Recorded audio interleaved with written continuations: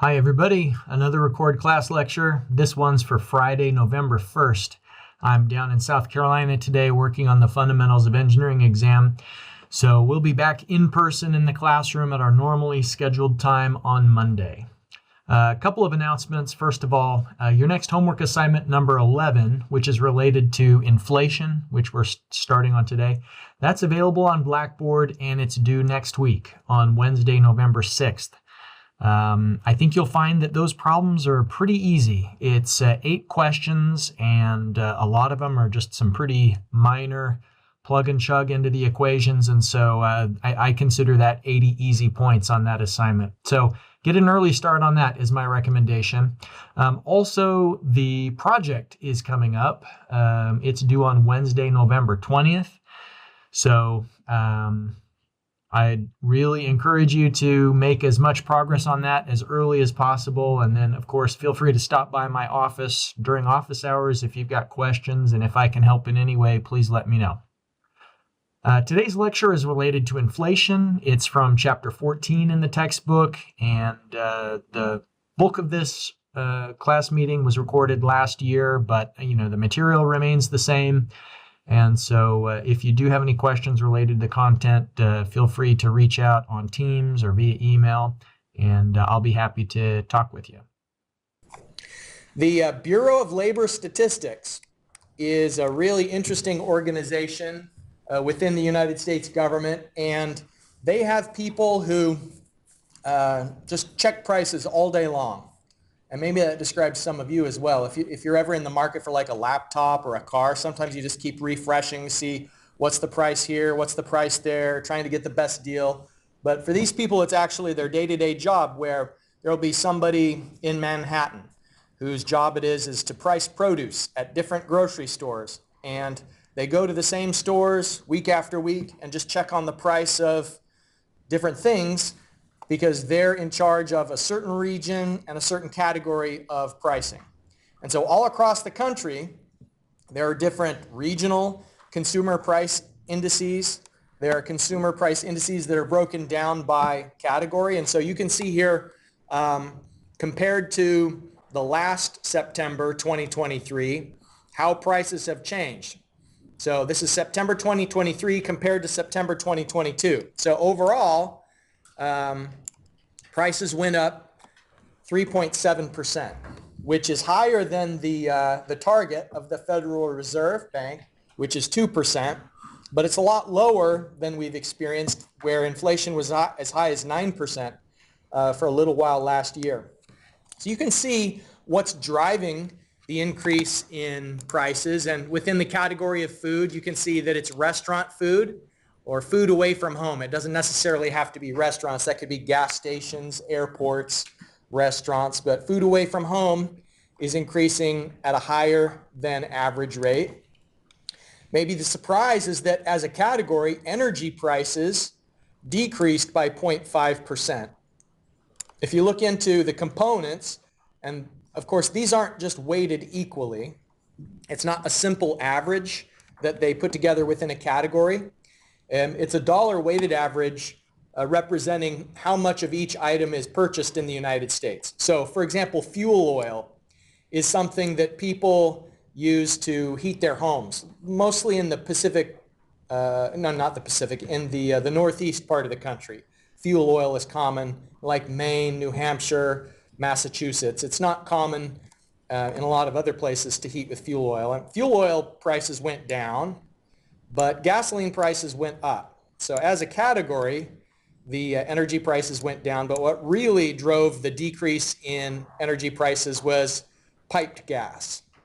And so natural gas that comes into your home through a pipe has had a 20% price decrease over the last year, and that drove the category down to a negative inflation.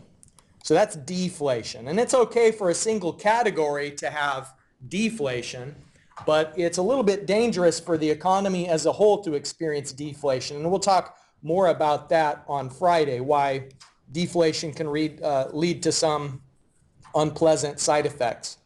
So it's just interesting, and this is by no means the most detailed list of consumer price details because, like, for example, within food, if you look at the full consumer price index, they have it broken down into produce, dairy items, and even within dairy, they have like milk, cheeses, ice cream. They really do go in all kinds of detail to understand what's driving price changes.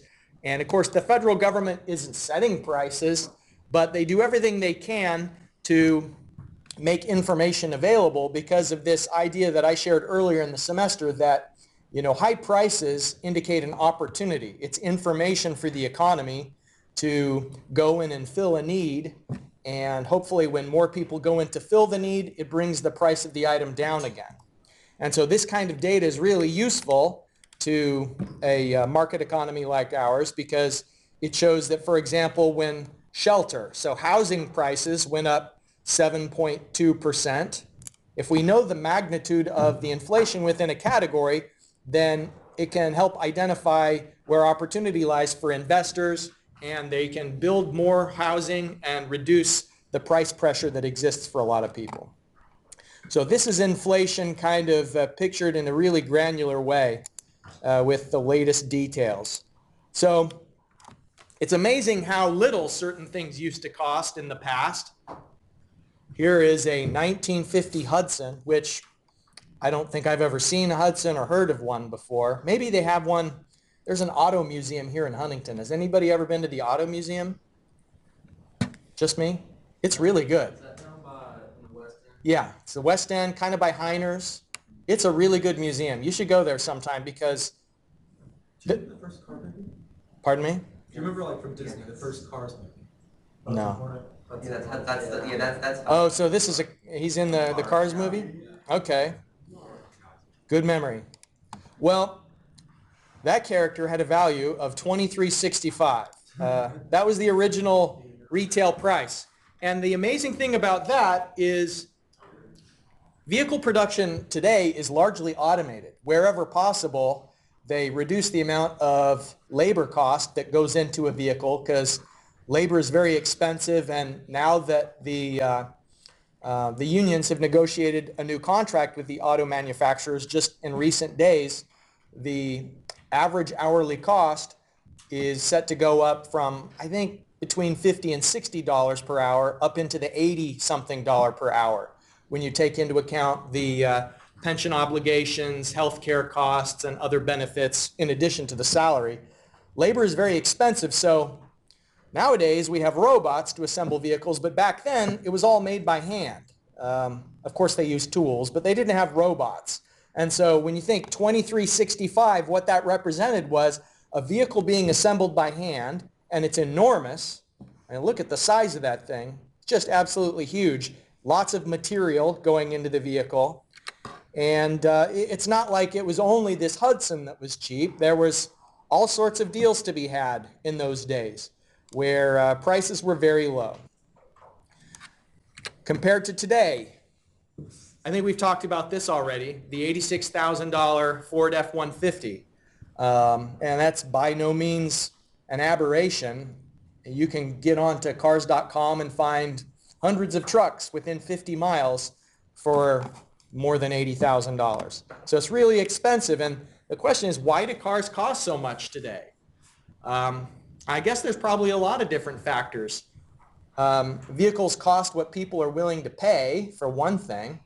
And so trucks are very profitable for Ford. It's by far the most profitable vehicles that they sell are their light trucks. And they make barely any money on small economy cars. They sell those mainly because of federal requirements to have a certain miles per gallon on the vehicles that you sell. And so they can't reach the federally mandated average miles per gallon fuel efficiency targets by just selling trucks, which are profitable. They have to sell some cars that they barely make money on in order to get their weighted average fuel efficiency down into the legally accepted territory. So they wish they could just sell trucks because people will pay it. Cars cost so much today because I guess they're big. I mean, they were big in the past, but there was a period in the late 70s and the 80s where cars got small for a little while. During the oil crisis of the 70s, cars got small and efficient, but then in the 80s and 90s, they got big again. So there's a lot of materials there. There's a lot of sophisticated technology, of course. Cars are a lot more advanced than they were in the past. The 1950 Hudson didn't have anti-lock brakes, didn't have airbags. I don't think it even had seat belts. So there's a lot of technology where they're having to recoup the development costs for things like anti-slip, traction control, backup cameras, and all sorts of that. They're trying to recoup their investment. And it's also largely expensive today because dollars don't have the same value that they used to. Back then, there were fewer dollars in circulation, and so those dollars had proportionally more value to them. This is a figure that depicts from our nation's founding up to the present, well, present-ish. This is the best figure that I could find of long-term inflation over time. Now, what do you notice? What are some trends that you observe in this data? Whenever there's been a major world event, that inflation has gone down. Okay. What are some of the world, so you're seeing a correlation between world events and this figure. What are some of the world events that you have in mind? Great Depression, both of the world wars, if you look around. Okay. So, 19... yeah, here's Great Depression. Civil War. Something happened in the Civil War for sure. Specifically in the Reconstruction era, you just see blue all the way down. After the Civil War, there does seem to be, I mean, whether it's inflation or deflation, there seems to be a lot of volatility with economic volatility goes along with political volatility or social volatility.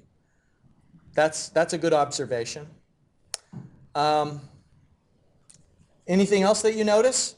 Oh, well, after 1945, Yeah. 1945, inflation is always possible. Yeah, no more blue. Good. Yeah. I want to say the reason why is because we lost the value in money, right? Like why there's no more blue? Yeah, You're talking about the gold standard? yeah, the gold standard ended up Yeah. cutting that around that time, so Right. started. Yeah, the US dollar used to be tied to a certain amount of gold. You could exchange the dollar for gold, and they decoupled the value of the dollar from gold. Now our currency is what's called a fiat currency, where it has value simply because the government says it has value. Didn't that start to be put in place by pretty much all Western countries during the Great Depression? It did, yes. I think the agreement was called Bretton Woods, although I'm not a historian. What I do know is that when they decoupled the dollar from the gold standard, it gave central banks a little bit more flexibility in managing the economy. So not only is there no more blue, you'll notice that the peaks aren't quite as high as they used to be as well. And that's because they're able to, for example, the Federal Reserve Bank can add money into the economy during periods of economic stagnation and try to stimulate economic growth, stimulate spending and investment by low interest rates and more money. And then they can do what they're doing now. They're trying to cool down the economy a little bit because we went through a period of elevated inflation. And so right now, the reason why interest rates are high is mainly because the Federal Reserve Bank rose interest rates to slow down the growth of the economy and pressure on increased prices. So if we zoom in on recent times, just maybe in the last 20 years, here's an interesting figure that shows a relationship between wages and periods of recession. And obviously, if we're talking about in this slide inflation, and remind me what's inflating? Prices of items, prices of goods. So prices of goods are going up because there are dollars in pursuit of those goods. And where did the dollars come from? They come from wages. Wages for work, profits on sales. So all of that money at the consumer level comes from wages. And the interesting thing is that during periods of recession, when the economy is contracting, when people are getting laid off, when things aren't going well economically, wage growth decreases. And then in between recessions, wage growth increases. And so the first effect that I think if we were going to line up certain things in this period, the inflation graph with the wage growth graph, what we'd see is that price inflation occurs when wage growth occurs. And I mean, that makes intuitive sense that there's going to be more inflation when people have extra money that they didn't have before. And especially in the United States, we prefer to spend than to save. Is that around the time that both the man and woman of the home started working? I think that, it's gradually been going up. I don't know, I guess maybe World War II was... Two main incomes rather than one. Mhm. Yeah, that's definitely a factor today, but I don't know that I'd be able to pinpoint when that started. I think, down in, during World War II, a lot of women were working outside the home who hadn't before for factories and so on. But I think if you've got more people working, more people making wages, then that's definitely going to cause an effect on inflation for sure. More demand for goods because households have two incomes. So people live in bigger homes now than they used to. If you drive around the old neighborhoods in Huntington, like the Beverly Hills neighborhood, and just look at these houses that are about 100 years old, they're all pretty small. Like the average home was maybe like 900 square feet, maybe 1,200 square feet. And nowadays, people are not really satisfied until their house is approaching 3,000 square feet. So there's been, some people call it hedonistic adaptation, just the idea that you always want a little bit more comfort, a little bit more space, a little more quality, that you just adapt and your threshold for what you demand goes up. The other effect I think we could notice from the two figures is that wages fall during periods of recession. And of course, that makes sense that if employers don't have to increase pay because there's lots of people seeking jobs, then they're not going to increase pay if they don't have to attract qualified workers. So this relationship between wages, economic growth, and prices is really important for us to keep in mind, especially because there's so much uncertainty. This semester, I've been telling you in problem statements, assume the interest rate is 8%. And you'll do some calculations just based on a given interest rate. But can you really know what inflation rate applies during a certain period of time? If you're making an investment now, if you're buying equipment and you hope to sell something in the future, how is the economy going to be fluctuating during those periods?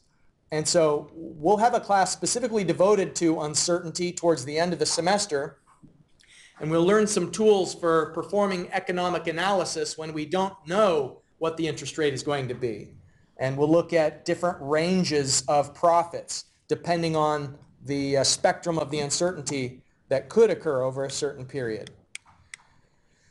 Just to define a couple of terms, inflation is an increase in the amount of money needed to obtain the same good or services, so price inflation. And we can measure that as a rate, meaning on an annual basis, a percentage basis. Percent, of course, means out of 100. And so we typically express it as some proportional amount out of 100 on an annual basis. Now, one thing that's a little bit confusing when you hear about inflation, and in the news in particular, if I go to the Consumer Price Index here,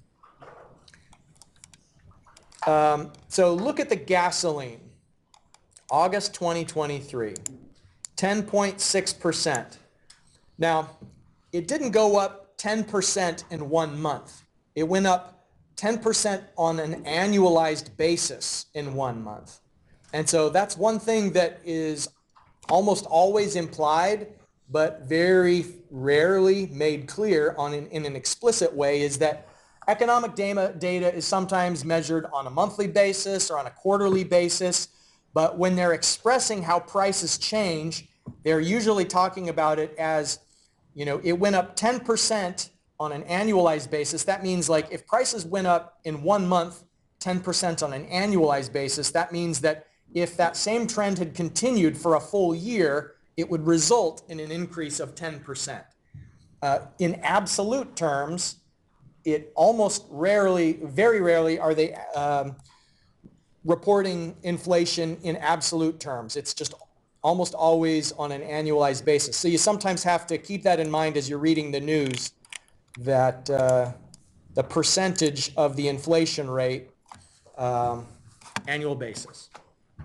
So if you have money in some sort of an account that is earning an interest rate that's equal to the inflation rate, then you're not gaining purchasing power.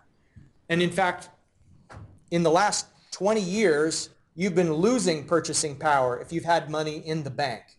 There's been almost no cash-like investment, almost no CDs or money market funds or savings accounts where the interest rate was higher than inflation. It's only just in the last maybe 4 or 5 months that cash rates on CDs, savings accounts, money market funds are now above the inflation rate. So nowadays you can have money in a savings account and have your purchasing power going up over time. But prior to just recently, your purchasing power is getting lower. And we'll talk about the implications of that. The real interest rate is the interest rate you earn when you take into account the effect of inflation. And so what you really hope is that you have a positive real interest rate. Now, banks aren't going to quote your real interest rate. Banks are simply going to quote the rate that they pay you on the money, and that's sometimes called the inflation-adjusted interest rate or the market interest rate. But the real interest rate varies over time because inflation is always changing. And the bank couldn't be expected to keep track of that necessarily.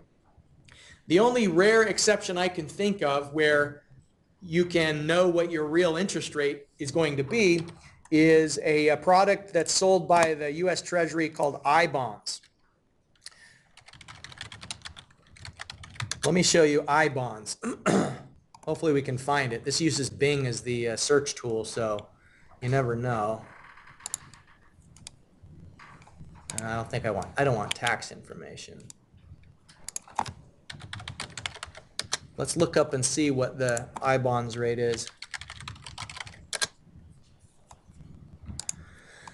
Every year you can buy $10,000 worth of I-bonds, and right now they're paying 5.27%, including a fixed rate of 1.30%. So what that means is, as long as you hold that bond, you're going to earn 1.30% real return, but that real return is relatively small compared to the inflation-linked component.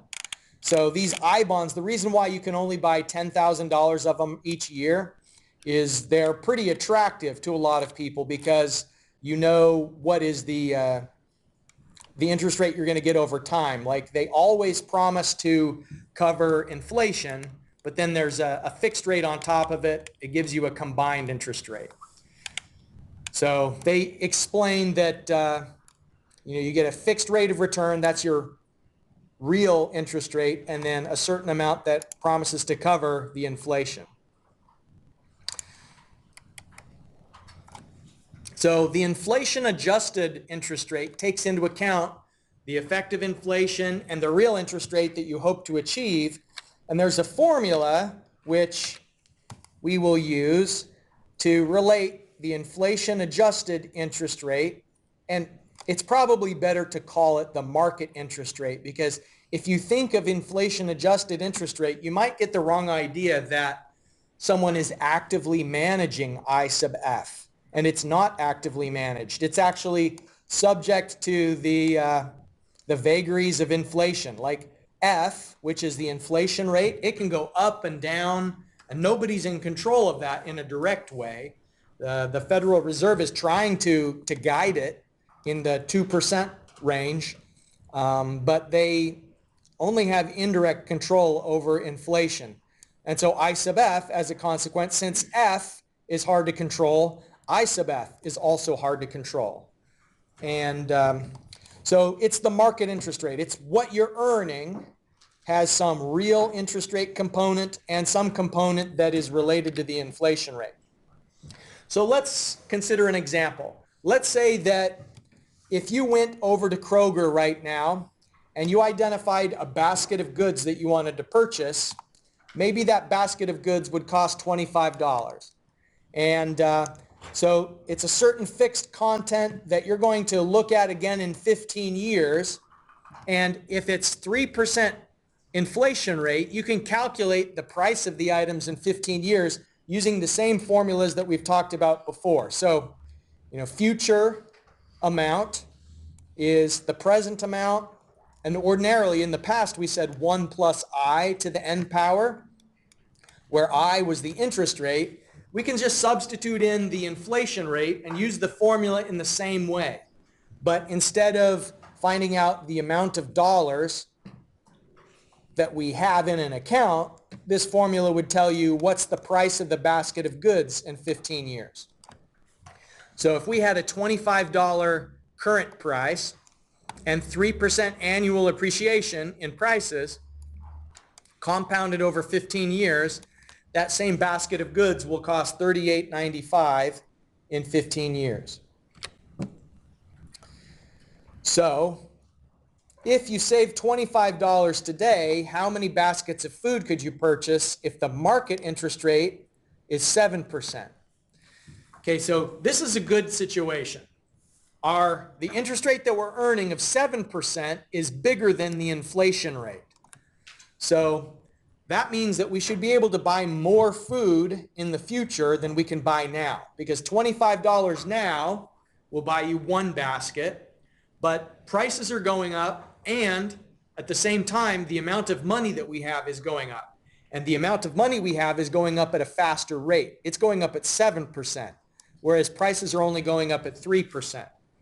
So the amount of money that's going to be available in 15 years is $68.98, and that is much larger than the higher cost of the basket of goods. So our purchasing power increased during the 15 years.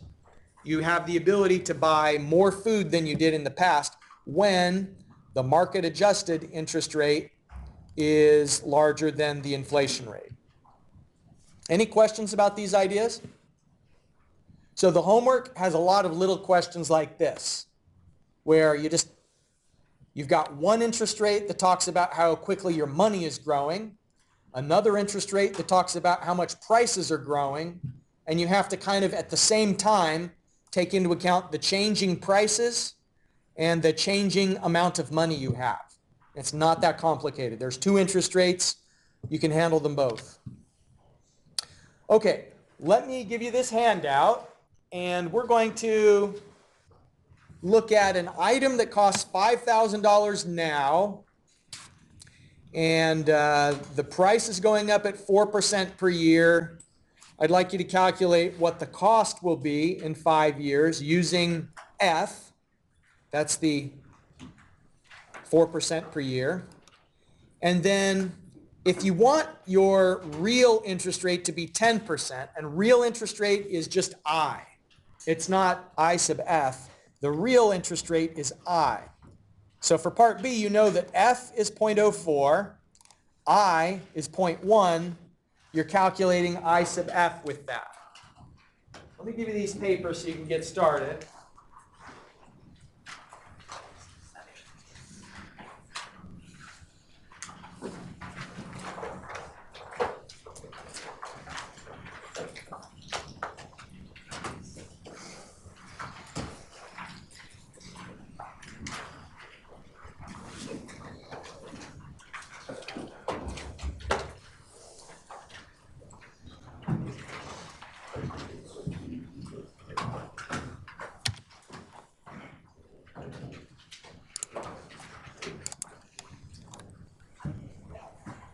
Okay, in part A, you're just calculating how much the item is going to cost in 5 years. If it's $5,000 now and it's going up at 4% per year.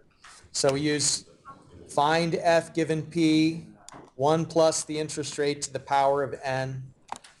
So we anticipate that the item will cost $6,083.26, assuming that the 4% price inflation is steady during that period. Who knows if that'll be the case, but we're just projecting. Now, our investments have to produce a real interest rate of 10%, then we're going to have to overcome the effects of inflation. So we want our purchasing power to increase by 10% per year. So we're identifying what interest rate we have to achieve with the investments. It should be 14.4% because it's I plus F plus I times F. So 14.4%, if that is the interest rate that we're going to earn on our investments, then that'll tell us how much should be invested today in order to have that number of dollars available in the future to purchase the equipment. So the item, we already determined from part A that the item's going to cost $6,083.26 in the future. So to buy it, that's how many dollars we have to have available. But our dollars are growing at 14.4%. So we're not going to have to put in as much money today as we would to buy the item today. So that's why the price that you'd have to pay today is less, is because the money you put in today is going to experience an increase in purchasing power that exceeds the rate of inflation. So this, I think, is pretty closely aligned to the types of questions that you get in the homework assignment, and you could probably solve about half of them with just the ideas that are embodied in this example. Any questions about this one before we move on to the second part?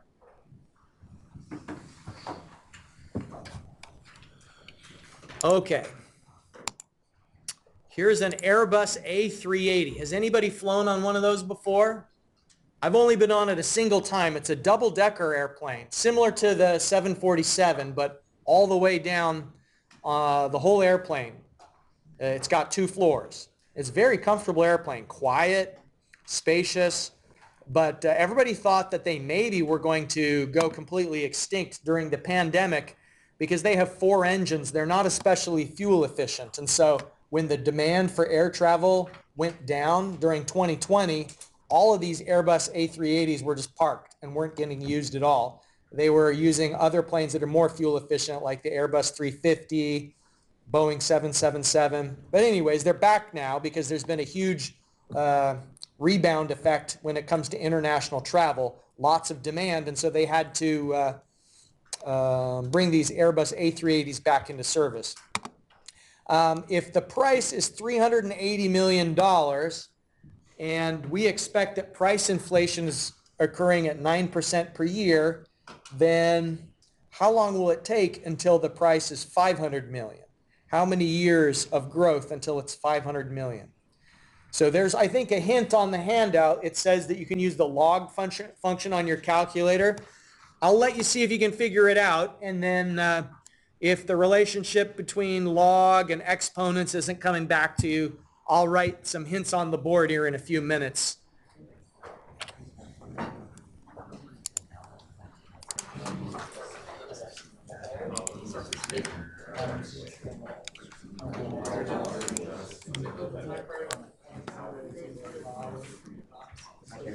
So it should be 4.475 years. And you could just substitute the numbers into the equation, and your calculator has an equation solver, so you don't have to necessarily isolate n algebraically like I have here on the screen. You just type in the numbers and have it solve for n, and it'll give you 4.475. But this does kind of illustrate how we got there. So the thing to keep in mind is that just like interest compounds, so does inflation. That every year, if it's a percentage increase from the previous year, that the growth of prices can be really pretty substantial over decades in the same way that the amount of money grows in kind of a magical way over 30 or 40 years. You're probably starting to see that on the project. You know, like if you're looking at how much money you've got in the bank by the time you retire, it almost seems like a fantasy. And the reason why is because when you start saving early and you have the power of compound interest, it does kind of do magical things. It really grows quite a lot.